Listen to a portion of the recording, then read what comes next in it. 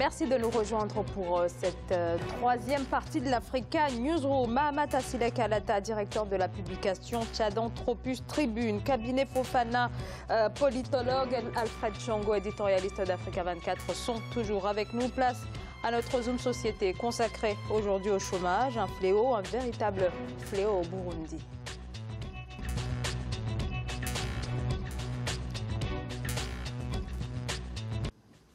Et à mesure que le pays s'enlise dans la crise politique, la situation de l'emploi ne cesse de se dégrader. Le chômage frappe de plein fouet les Burundais. Les jeunes sont en première ligne, plus d'un jeune sur deux diplômés ou non. Le gouvernement s'est récemment exprimé sur la question. Il s'agit pour lui de mettre en place un plan d'action dit stratégique sur une politique adoptée il y a 4 ans. Adijatou Badawi.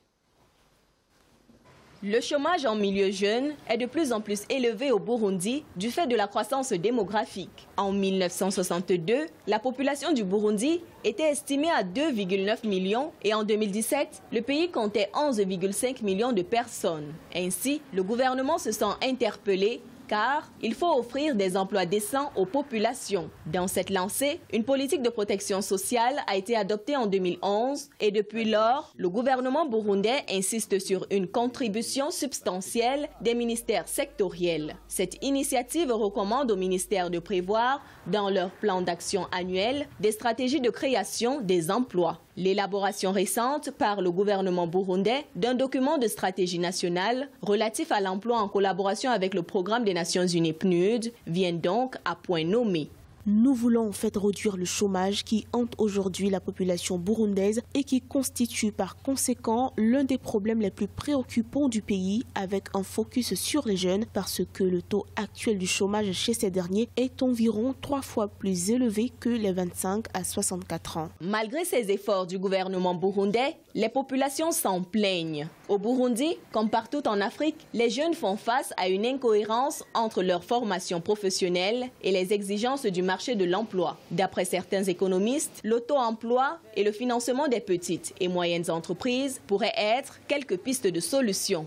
Une des choses qu'il faut faire dans un premier temps, c'est de s'assurer qu'on rééquilibre tous les différents agrégats de gestion et on redonne confiance aux opérateurs privés qu'ils recommencent d'investir. Il faut repousser les importations pour favoriser la production locale et favoriser le commerce organisé. Dans un rapport publié en décembre 2017, l'ONU a estimé le taux de chômage au Burundi à 65%, un pourcentage qui interpelle le gouvernement burundais à redoubler d'efforts en matière d'emploi. Alors voilà ce que dit la secrétaire au ministère de la fonction publique. Voilà. Elle dit, malgré l'adoption de cette politique nationale de l'emploi il y a de cela 4 ans par le gouvernement burundais, il manquait jusqu'à maintenant un document pour sa mise en œuvre. Mahamat Assilek Alata, ça veut dire que le gouvernement burundais, le Burundi n'a toujours pas de politique de l'emploi. Moi je pense que le Burundi Et sa priorité, ce n'est pas l'emploi. On va parler dans quelques instants de la crise politique. Moi, je pense qu'ils sont d'abord face à une crise politique qui est en train de ramer pendant plusieurs années et qui, aujourd'hui, ne les mettent pas sur une certaine politique d'emploi. Moi, je n'y crois pas. Alors, vous n'y croyez pas et à plus forte raison qu'on a le sentiment que en tout cas cet intérêt pour l'emploi des jeunes coïncide avec le référendum qui va se tenir dans quelques jours, un référendum très contesté. Alfred Chongo. Je ne sais pas si c'est une coïncidence, oui. Non, je voulais. Oui. Je ne sais pas si c'est une coïncidence, mais ce qui est certain, c'est que le gouvernement burundais, toutes ces dernières années, a focalisé son attention sur les milices de ces jeunes, les Imbonerakure, et a oublié le reste de la jeunesse burundaise. Donc il y a là tout de même un problème. Financer, soutenir les Imbonerakure qui attaquent, contraignent, etc., et le reste de la jeunesse est oublié dans l'absence de projet politique, justement, de leur formation, de leur professionnalisation et de leur insertion dans le monde du travail. C'est tout à fait grave. On ne peut pas tout mettre sur le dos de la crise qui secoue le Burundi depuis toutes ces années. Il peut y avoir une crise politique, mais en même temps, dans cette crise-là, on peut mettre en place une politique vis-à-vis des jeunes, vis-à-vis du Burundi rural, vis-à-vis du Burundi urbain, puisque les problèmes ne sont pas toujours les mêmes. Dans l'arrière-pays, comme c'est pratiquement un pays à 70% agricole, comme le reste de l'Afrique en réalité, il y a des politiques pour les ruraux, pour promouvoir la ruralité, pour promouvoir justement l'agro-industrie, etc. Et puis en ville, voir justement les secteurs qui sont à valeur ajoutée et qui peuvent apporter à cette jeunesse-là formée du travail. Et puis l'inadéquation des formations et du marché de l'emploi, ça c'est un gros problème qui n'a rien à voir avec la crise politique. Disons que la crise politique accentue l'absence de politique de travail, de politique de l'emploi, en tout cas en particulier vis-à-vis des jeunes. Cabinet Fofana, et ensuite je vous donne la parole, Mamata Silek. Oui, j'aborde dans le même sens que l'électoraliste. Ce qui est aujourd'hui une réalité, c'est que c'est pas le fait de la crise, quoi. Et la disqualification de l'emploi, ou disons des jeunes, et la disparité qu'il y a entre les formations et les emplois qui sont créés, que ce soit les multinationales qui arrivent ou même l'État, ça, ce sont des politiques publiques qui se définissent sur du long terme. Il n'y a pas eu d'adéquation, on n'a pas fait de suivi, on n'a pas évalué. Alors on sait quand même que depuis la crise, le Burundi a perdu ses partenaires étrangers. Donc là, ça a eu peut-être aussi un effet sur la politique de l'emploi. Donc la crise politique joue également dans le fait que... Si, mais je veux dire qu'en principe, lorsque c'est quand même récemment que la crise a connu une certaine ampleur, c'est-à-dire qu'avant ça, est-ce que des jeunes qui étaient employés, est-ce qu'il y avait suffisamment de jeunes qui étaient employés chez ces sociétés pour que ces jeunes acquièrent de l'expérience? Et normalement, lorsque vous avez servi longtemps, quand il y a un bon nombre de gens qui ont servi dans des entreprises, même quand ces entreprises partent, il y a possibilité pour ces gens qui ont acquis de l'expérience de mettre en place des entreprises qui leur appartiennent. Mais ce n'est pas le cas. Lorsqu'on regarde un peu normalement partout ailleurs, l'État est celui qui emploie le plus. Mais dans nos pays, c'est véritablement le problème qui se pose.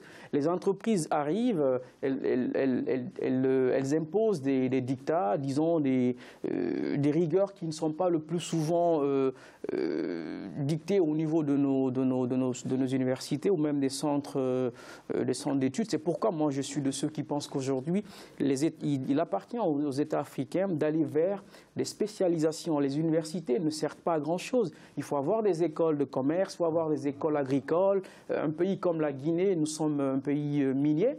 Nous avons on a plus d'universités que d'écoles d'ingénierie, minière ou autres. Alors que le pays il est fortement un pays agricole et minier. Oui. Il n'y a qu'une seule école d'ingénierie minière qui existe et celle-ci appartient à l'État.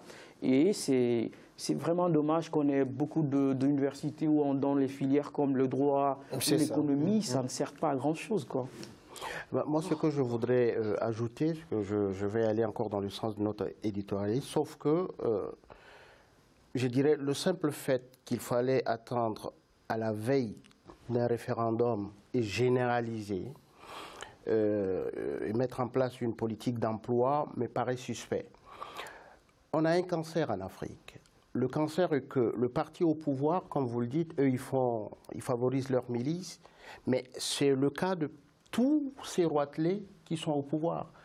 D'abord, c'est leur formation politique, les gens de leur parti qui sont prioritaires sur les emplois, et les autres viennent par après. Et le simple fait qu'aujourd'hui au Burundi, on s'occupe de cette milice-là, mais cette fois-ci, on généralise la politique de l'emploi sur l'ensemble de la population, nous amène à comprendre que parce qu'il y a un référendum, on a peur des sanctions, on a peur de cela, mais cela n'enlève pas au fait qu'aujourd'hui le Burundi est complètement asphyxié du simple fait qu'il a perdu ses partenaires à l'international. Oui. Tout à fait. Alfred Tchongo. Oui, moi j'ajouterais une autre chose, c'est-à-dire que de toute façon pour le référendum, comme c'est un pouvoir qui est aux abois, oblige tout le monde à aller voter. Donc il y a la contrainte qui est là. Mais je pense effectivement que le secrétaire d'État constate effectivement que depuis plus de 4 ans, rien n'a été fait pour concrétiser réellement, dit que ça n'était pas la priorité du président burundais et de son gouvernement. Il a passé tout son temps justement à vouloir s'accrocher au pouvoir. Et pourtant, on a vu dans le reportage, il y a toutes ces femmes qui vendent au marché, etc. Il y a cette production qui est là, mais qui n'est pas canalisée, qui n'est pas encouragée, qui n'est pas structurée, qui n'est pas organisée. Donc, ça ne peut pas rapporter justement à l'État. Et surtout, les jeunes. À quoi cela sert-il effectivement? Donc, les jeunes aillent à l'université. On dira on a besoin de tout, des juristes, on a besoin des philosophes, c'est vrai. Mais d'un autre côté, puisqu'on a besoin de la production agricole, production minière, production du tertiaire, du numérique, etc. Mais c'est dans ces secteurs-là qu'il aurait fallu encourager. Moi, j'ai toujours un exemple en tête. Je dis, on prend le Liban. De 1975 à peu près à 1975-2000, c'était la guerre civile au Liban. Généralisée, oui. Généralisée. Mais les affaires marchaient toujours. Le quartier des affaires n'a jamais été bombardé ni par les uns, touché ni par les uns ni par les autres. Les affaires continuaient. Alors au Burundi, moi je veux bien que Nkurunziza il s'accroche au pouvoir et tout ça, mais encore faut-il qu'il mette en place une politique qui aille dans le sens justement de créer de l'emploi, de favoriser l'éclosion d'un marché national, etc., et permettre justement à ces jeunes de trouver du travail. Enfin, oui, en conclusion, moi, ce qui me hante aujourd'hui, je fais une projection sur mon pays, le Tchad.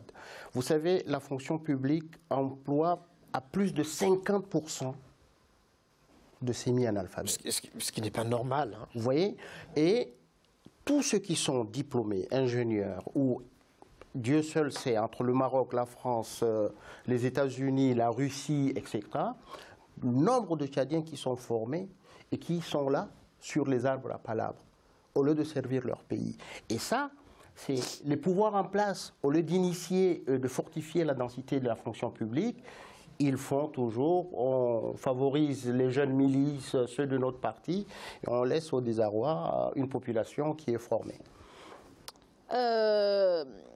Cabinet Fofana, alors le Burundi, je reviens quand même un petit peu à la crise. Hein. Depuis avril 2015, au moins 1200 morts et plus de 400 000 déplacés. Une révision donc de la Constitution, on l'a dit, est donc prévue par le gouvernement. Cette révision va sans doute se tenir dans quelques semaines au mois de mai. Il va donc permettre au président Pierre Nkurunziza de rester au pouvoir jusqu'en 2034. Quelle perspective économique pour les Burundais, notamment les jeunes Burundais dans un contexte de crise politique, pardonnez-moi, depuis donc 3 ans? Non, c'est compliqué. Il n'y a pas de lueur d'espoir puisque la crise va continuer. Nkurunziza, en fait, quand on regarde un peu sa démarche, il n'y a rien qui procède d'une certaine volonté de vouloir amener le pays vers l'avant. Le seul objectif, le seul dessein, c'est de s'accrocher, de rester au pouvoir, vaille que vaille, quelles qu'en soient les circonstances. Il s'est déclaré président à vie. Ça ne changera pas grand-chose puisqu'il aura sur le dos la communauté internationale et au sein même du pays, l'opposition et toutes les autres tendances. C'est compliqué. Je pense que pendant tout le temps qui restera, il ne sera pas là en train de réfléchir à des actions publiques qui prendront en compte les exigences ou les besoins des jeunes. Donc ça va continuer, la crise va perdurer. Et la conséquence, c'est que ce sont les pays limitrophes qui vont recevoir cette masse de jeunes, ce flux de jeunes qui vont quitter le pays pour ces pays, et ça ne résolvera pas justement le problème. Et malheureusement, on va continuer ainsi pendant plusieurs années, le temps qu'il vivra, quoi. Oui, c'est vraiment une tragédie hein, pour le Burundi. Et faites bien de faire remarquer effectivement que, bon, déjà, il y a près de 340 000 réfugiés burundais au Rwanda. Si on prend RD Congo, au Kenya, Ça fait, et puis en dehors de l'Afrique, hein, beaucoup de Burundais en exil qui sont partis, ça fait des forces vives qui manquent à ce pays. Et malheureusement, l'Union africaine est impuissante. Malheureusement, la communauté des États d'Afrique de l'Est aussi est impuissante, justement, à faire pression pour que l'état de droit revienne au Burundi et pour que, justement, le Burundi retrouve sa place dans cette communauté-là en favorisant, ben oui, la promotion de jeunes, des entreprises privées ou publiques, etc., en créant des possibilités d'employabilité de ces jeunes-là. Merci beaucoup à tous les trois d'avoir participé à cette émission. Mahamat Silek Alata, un grand merci à vous. Je rappelle que vous êtes directeur de la publication Tchandatropus Tribune. Tchandatropus Tribune, oui. C'est un journal en ligne. Merci beaucoup. Merci à vous. Un grand merci à vous également, cabinet Fofana. Je rappelle que vous êtes politologue. Alfred Tchango, merci beaucoup. Très heureux d'avoir partagé ce plateau avec vous, Zara, et puis à mes très chères téléspectatrices. Merci de leur accueil bienveillant. Merci à vous de nous avoir suivis ce soir. À demain. Très bonne soirée.